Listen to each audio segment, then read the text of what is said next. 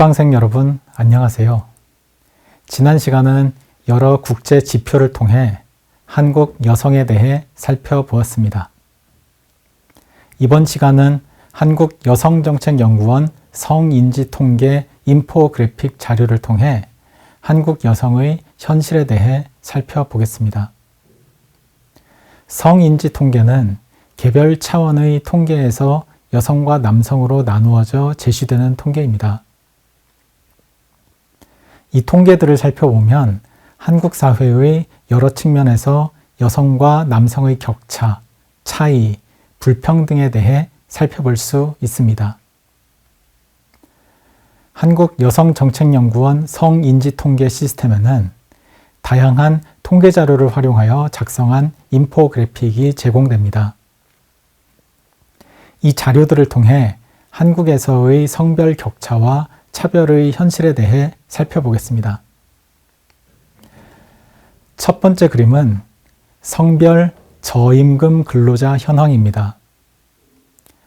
통계청 경제활동 인구조사 근로형태별 부가조사 자료로 작성되었습니다. 저임금 근로자는 시간당 임금을 기준으로 중위임금의 3분의 2 이하 임금을 받는 근로자입니다. 그림에 제시된 비율은 각 항목의 전체 임금 근로자 중에서 저임금 근로자가 차지하는 값입니다. 우선 성별, 연령별 저임금 근로자 비율을 보면 10대 후반에서 20대 초반의 저연령층과 50대 후반 이후 고연령층에서 저임금 근로자 비율이 높다는 점을 확인할 수 있습니다. 그런데 30세 이하 연령층에서는 성별 저임금 근로자 비율의 차이가 크지 않습니다. 하지만 30대 이후부터는 여성의 저임금 근로자 비율이 남성보다 더 커집니다. 그리고 격차는 이후 노령 인구에 이르기까지 계속 유지됩니다. 혼인 상태별로 살펴보면 미혼과 기혼 모두 여성 저임금 근로자 비율이 남성보다 더 큽니다. 하지만 기혼자들의 성별 격차가 미혼인 경우보다 더 크게 나타납니다.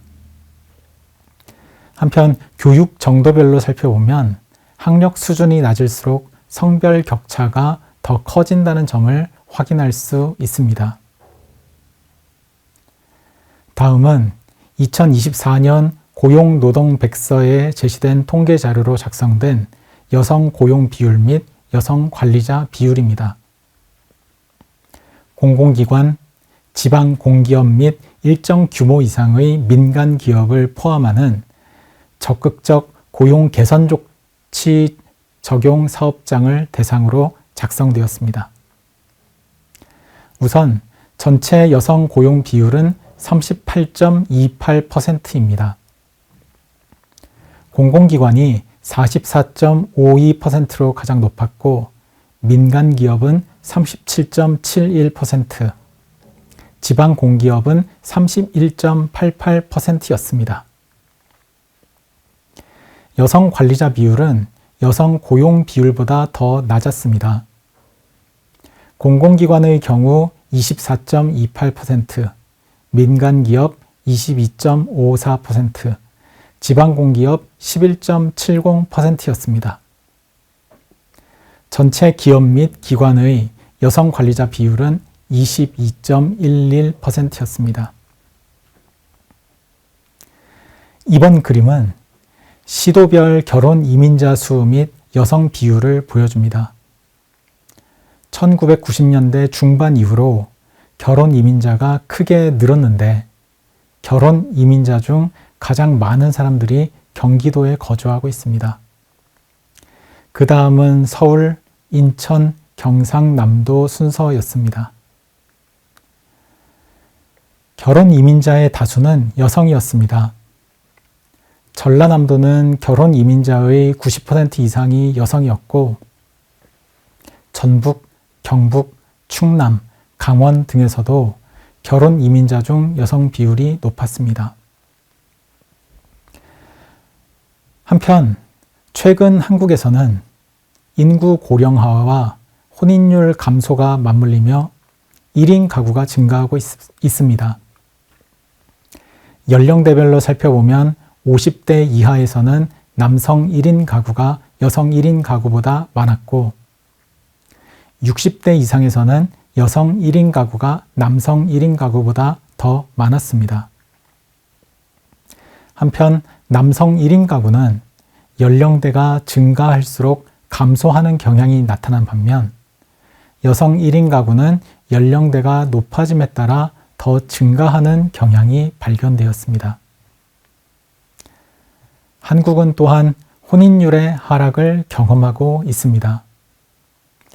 분홍색 막대로 표시된 연도별 혼인 건수는 2013년부터 꾸준히 감소하고 있습니다. 2013년 32만여 건이었던 혼인은 2020년대에 들어오면 20만 건 미만으로 줄어듭니다. 혼인 건수의 감소와 더불어 평균 초혼 연령은 계속 상승하고 있습니다. 2013년 29.59세였던 여성의 평균 초혼 연령은 2023년에는 31.45세로 증가했습니다. 남성의 평균 초혼 연령도 2013년 32.21세에서 2023년 33.97세로 높아졌습니다.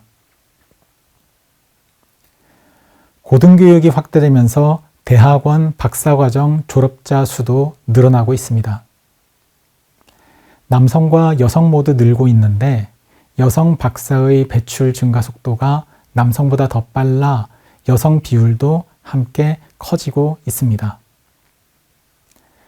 2013년 박사 졸업자 중 여성 비율은 34%였지만 2023년에는 43%로 나타납니다. 참고로 학사 및 석사 졸업자 중 여성 비율은 이제 50%를 넘고 있습니다. 마지막으로 60세 이상 생활비 마련 방법을 살펴보겠습니다. 우선 여성과 남성을 비교해 보면 여성은 자녀 또는 친척으로부터 지원을 받는 비중이 남성보다 더 높습니다. 정부 및 사회단체의 지원을 받는 비중도 더 큽니다.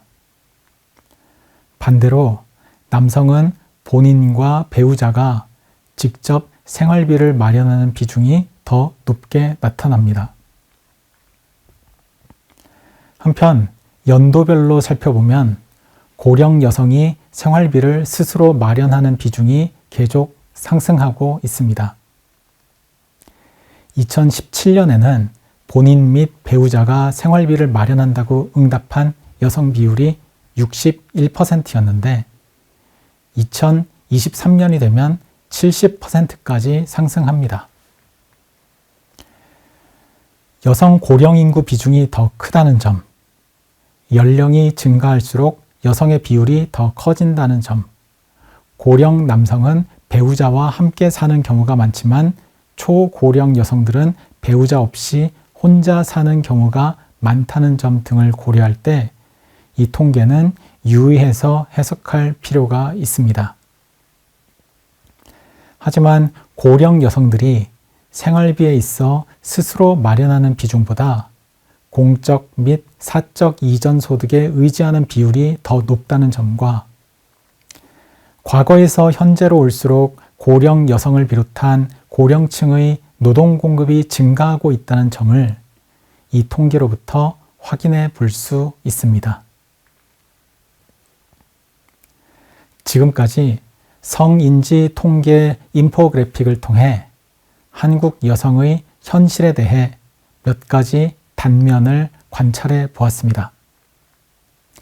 저임금 근로자 비율은 기혼자일수록 학력 수준이 낮을수록 여성이 남성보다 더 큽니다.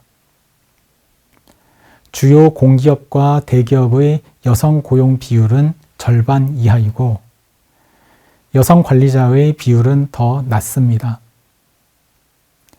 결혼 이민자는 1990년대 중반 이후 크게 늘었는데 그중 다수는 여성 결혼 이민자였습니다. 인구 구조의 변화에 따라 1인 가구가 증가하고 있는데 특히 연령이 증가할수록 여성 1인 가구의 비율이 커지고 있습니다. 혼인 건수는 꾸준히 줄어들고 있고 초혼 연령은 남녀 모두 상승하고 있습니다. 여성 박사 졸업자 수가 빠르게 증가하며 박사 졸업자 중 여성 비율도 높아지고 있습니다. 고령 여성은 상대적으로 생활비를 이전 소득에 의지하는 비율이 큰데 최근에는 일하는 비율도 늘어나고 있습니다. 이러한 노동시장, 혼인과 결혼 및 출산, 교육 등에서 나타나는 변화는 한국 경제의 성장과 발전의 결과이기도 하고 다른 나라들과 다른 한국 사회의 특징으로 부각되기도 합니다. 또한 한국 여성이 경험하는 변화는 다시 한국 경제에 다양한 경로로 영향을 미치고 있습니다. 이번 시간은 성인지 통계 인포그래픽을 통해 한국 여성의 현실에 대해 살펴보았습니다. 다음 시간은 앞으로 한국 경제와 여성 강의가 어떻게 진행되는지에 대해 소개해 드리겠습니다.